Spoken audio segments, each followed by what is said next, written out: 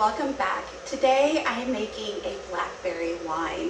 So we are new to the Pacific Northwest, and when we got here we discovered all of these lovely blackberries that were growing wild all over the place. So I've made blackberry jam, blackberry jelly. We even showed you guys putting blackberries in our most recent batch of mead. So I have picked over 4 pounds of blackberries here just to make a batch of blackberry wine. So I'm going to show you how to do that today. Really simple process. So right now, this is really the first half of starting this wine.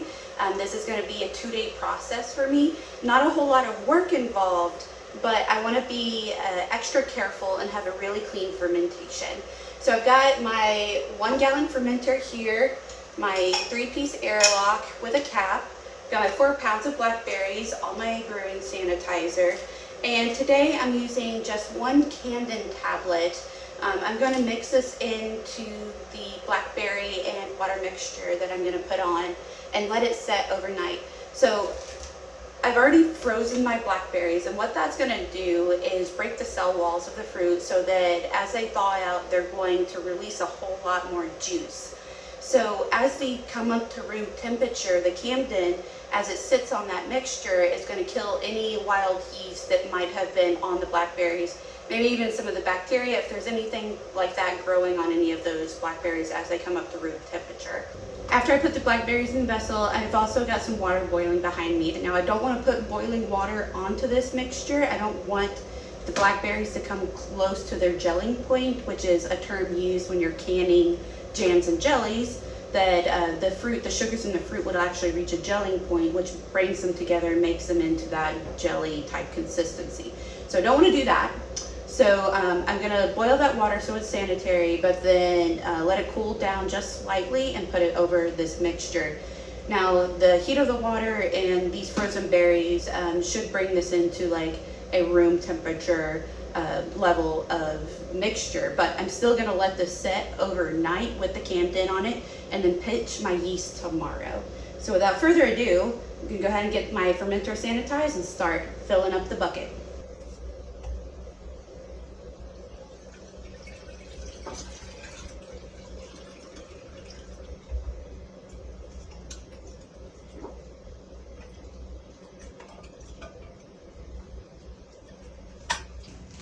So the key with these campden tablets is that it looks like a little pill, but I want this to dissolve in my liquid. So what I'm going to do right now is I'm actually going to take this tablet and crush it with the back of the spoon so that I can mix it in and get it all dissolved pretty evenly.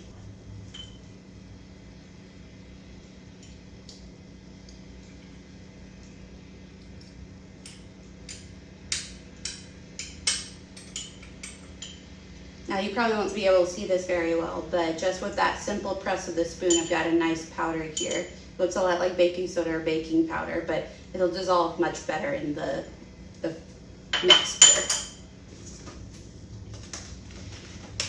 So these berries, like I said, they're nice and frozen. So right now they're as solid as ice cubes here. I did pop them in the microwave for like 10 seconds so that they weren't one massive block of ice, but as you can hear me, yeah, they're nice and solid. Make sure you read your instructions on your brewing sanitizer as well. There's some sanitizers that might work instantly, but then there's others where it has to set and dry on the surface. So make sure you read that pretty clearly.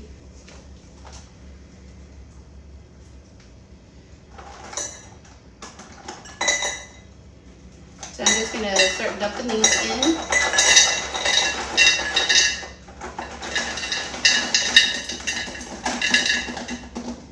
There's some recipes that call for, just all fruit. You don't need any water. And other recipes that call for you to fill up your vessel with a little more water to make sure you reach up to a gallon. So it's all into personal preferences and how you like your recipe. Today I'm going to try to get as many berries in this as possible and then top it off with a little water. So as these berries thaw out and as they break down, they're going to compress because there's a lot of air in here right now. Yeah, this is looking good, like pretty good amount of fruit.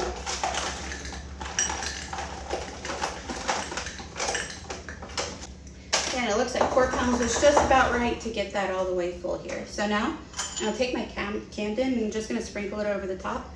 Because as I pour my water in here, it's gonna help dissolve that. All right, now for the water.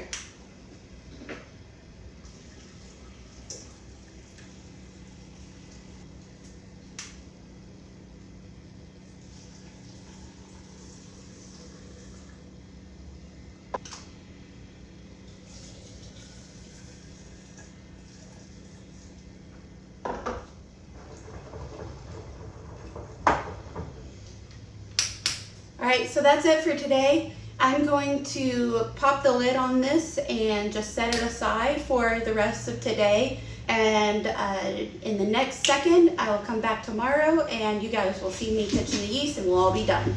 All right. All right, everyone, so we are back, day 2, and I'm gonna finish up my blackberry wine today and get it on to ferment. So I'm gonna come back before I finish this video and show you guys how the fermentation is going. So this is kind of like the middle part of our video now. But what I'm gonna do today is that I've got a handy little potato masher. I'm gonna use that to break apart some of the blackberries and get this, get the juices really flowing. I'm gonna take the lid off here, pop the airlock off, and just throw this back in the sanitizing bucket so I don't have to stay careful with it. Airlock can be a little bit difficult to get out of here sometimes. And now I'm just gonna mash this around if it'll fit in the jar.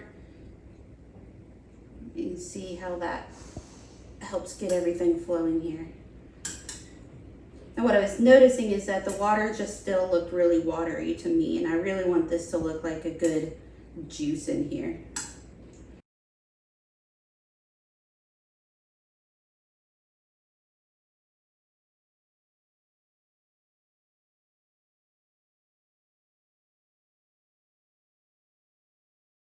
All right, everyone, so I'm on my last step of this blackberry wine. So it was definitely a bit of a learning experience, but I'm ready to go ahead and transfer this into another fermenter to allow it to bulk age for several months. I want to get it off the blackberries because I don't want any off flavors to develop or maybe let it get overly bitter. So all I'm gonna do today is get my new fermenter and siphon this off and into this guy, pop a clean, fresh airlock in, and then just go stick it in the closet until February or something. So here's what I'm gonna do. All right, so I've got my siphon. All I'm gonna do is stick this down. It's all been sanitized. I'm gonna stick this down into the fermenter and try not to let that get contaminated, but I'm gonna make sure that this stem doesn't sit on the sediment too much so that it sucks that sediment back into the siphon. So just a quick dip again, just in case. All right, so we're gonna stick this down through, kind of working our way through the blackberry mash here. It's touching the bottom, so I'm gonna just adjust that a little bit and clip it to the side here. Then stick this stem down in. And this is gonna act like a bit of a pump here.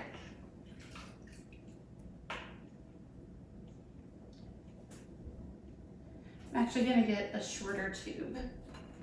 All right, so connecting this tube up to the siphon, got a little extra length here. I'm gonna stick it all the way down in the bottom and just start pumping.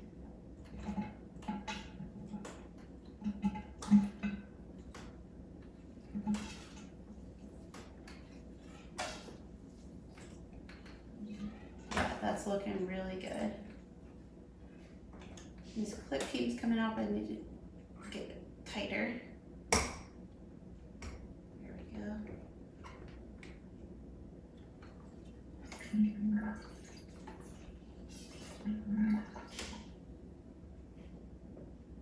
I'm getting some sediment, but that stuff should settle out as I age it.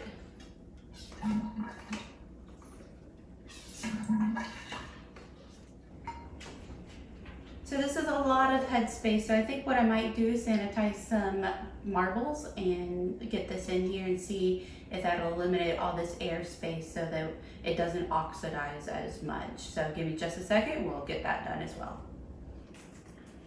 All right, now I'm gonna try to do this pretty gently. Got my hands all sanitized, so ideally I would have done this beforehand.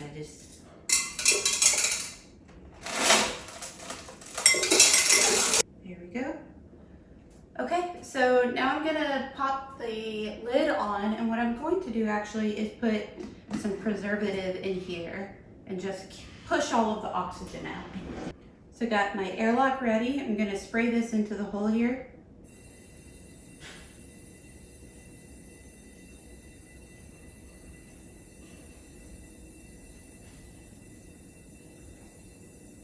That should definitely help. Pop this in.